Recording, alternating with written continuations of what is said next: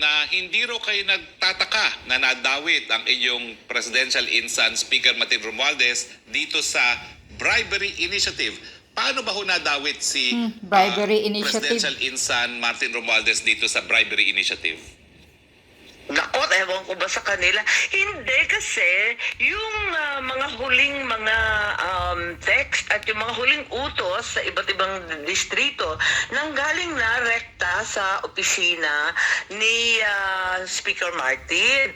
Nagtataka ako, may mga utos na kailangan isubmit na kahapon kasi deadline nga nila kahapon, yung January 12. Sabi ko, ano ba naman itong Project PI na to? PI ninyong lahat. PI, Ano ba yan? Sa pangalan PI, pa lang, ayusin mo ka na pag pag-iisip bagbigkas. walang katuturan. Ako, pangalan pa lang, PI ng PI. Bastos talaga. Well, ma'am, ano ba? Nung lumalaki kayo, talaga bang napansin nyo na may pagnanasa na maging presidente ang inyong insan? Pinsan, Aray pinsan, ko, hindi para naman klaro. Kasi, okay naman si Martin, ang barkada ko yung eldest brother niya.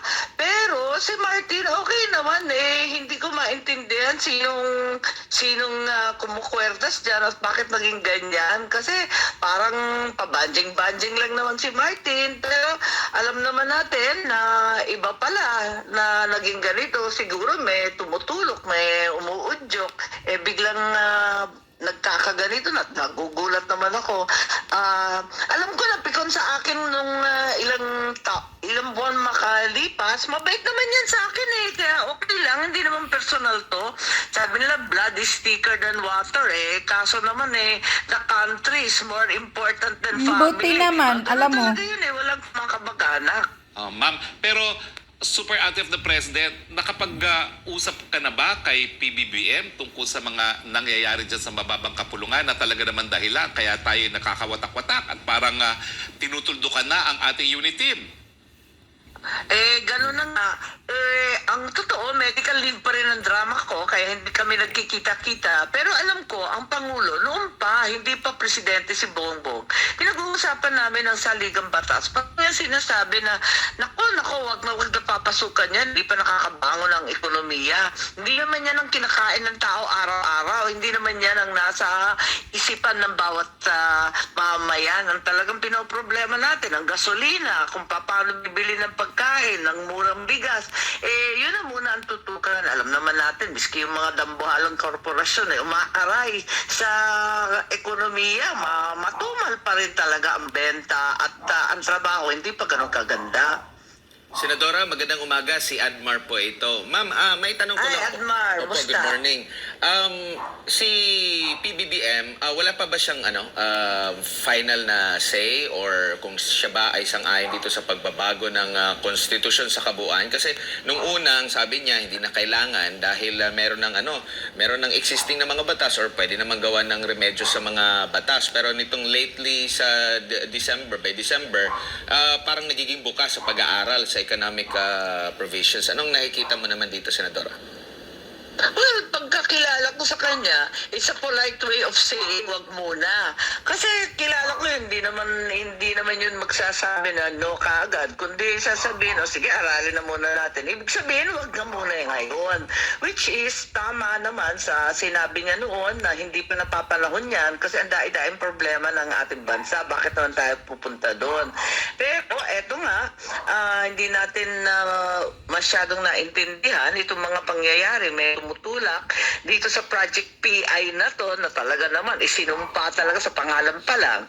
At ang alam ko talaga si Bongbong pag sinabing aralin muna, wala namang mag-aaral, pero ibig sabihin hindi pa yan ngayon.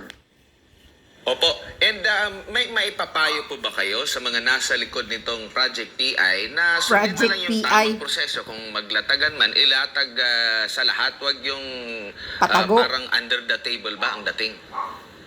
Ewan ko, nakakatawa kasi unang-una, baka si Attorney Harry, pero ako, wala pa akong nakikitang nalathalang mga listahan ng mga provision. Aling provision ba ang gusto nilang palta? Kung talagang economic provisions, dilista natin, tapos pag-aralan natin isa-isa kung ano yung metodo, kung pinakamaayos na proseso, yung magandang pag-presenta sa publiko. Pagkat nakikita na bang papalitan? Sabi, energy daw, o kaya yung media, yung edukasyon. Kasi kung tutuusin, nagawa na natin yan in accordance with law, ang sinasabi sa konstitusyon lagi. Ibig sabihin, pwedeng paltan sa batas. Isa sa batas lamang na hindi naman magkakahalaga ng 14 billion, mas mabilis pa, at nakita natin na nagagawa. Nung panahon ni Presidente Duterte, 3 ang napaltan natin na nagkaroon ng impact at pagbabago sa konstitusyon. Sa economic provisions, unang-una, pinaliwanag natin yung retail trade law, no? So, yung mga nagbebenta ng mga dayuhan na maliliit lang na tindahan, pwede na. Tapos, yung ikalawa, yung Public Services Act, yung pinaka-controversial doon, yung telecommunications, kasi hindi daw makapasok, yung mga investor, pagkat napakamahal, tapos sarado daw, at ang telecoms daw, talagang capital intensive, nabuksan naman yan sa pamagitan ng public services. Tapos, ako, talagang pinasimuno ko yung Foreign Investment Act, at pinalawak natin ang mga sektor na kayang pasukan ng mga foreigners para hindi tayo hadlang sa anumang kapitalistang interesado mag-invest sa Pilipinas. Ibig sabihin, kayang gawin. Isa sa batas mo, in accordance with law. Ayan na yung law, yun na yung susundan. Opo, Senador, huling topic ko na lang po bago si Jade. Under po ng inyong Senate Committee on Electoral Reforms, ito nga pong para sa ating halalan. Na-disqualify na po yung Smartmatic ng COMELEC at pinaghahandaan disqualified niya ng ang COMELEC itong Smartmatic. 2025. Naghahanap sila ngayon ng bagong transmission system sa halalan. Merong isa na nag-bid, sinusuri pa nila ito. Hindi ba tayo kukulangin ng oras? Tingin mo, paano matitiyak naman natin sa publiko na tapat nito? Kasi alam natin yung umikot na kontrobersya nung masamang imahe doon sa Smartmatic. Paano ngayon natin bibigay sa taong bayan yung transparency, tapat, tunay na halalan po, Senator? Yes, tama kayo. Talagang delayed na sila dahil nga naantala, dahil nagka-failure of bidding yung una, na DQ yung Smartmatic, subalit iisa nga nag-bid, yung Koreano, nakaduda-duda pala yung reputasyon, bira naman.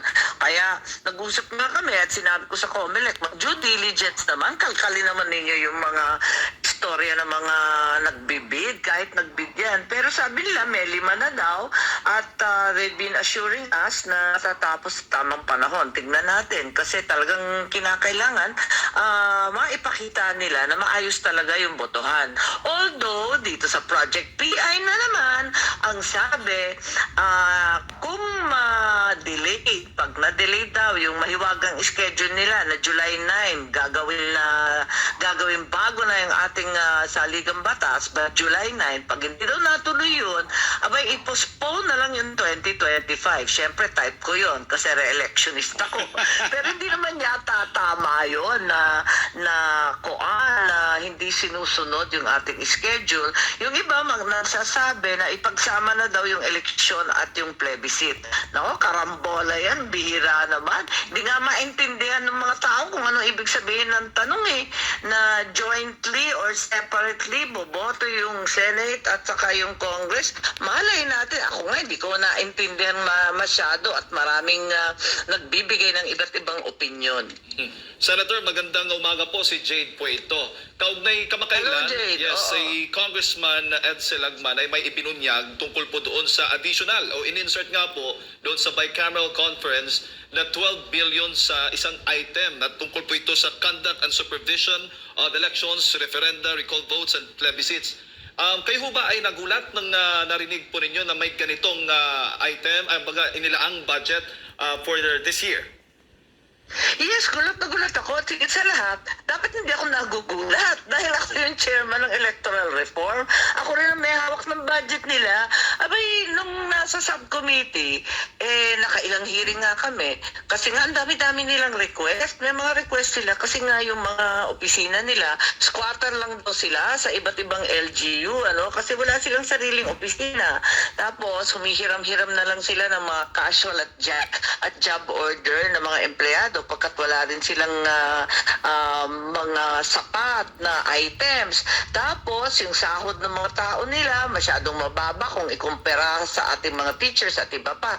Marami silang daing. Talagang nagpapadagdag sila. Pero, usually, rental space, pagpapatayo ng kanilang office, yung ganon.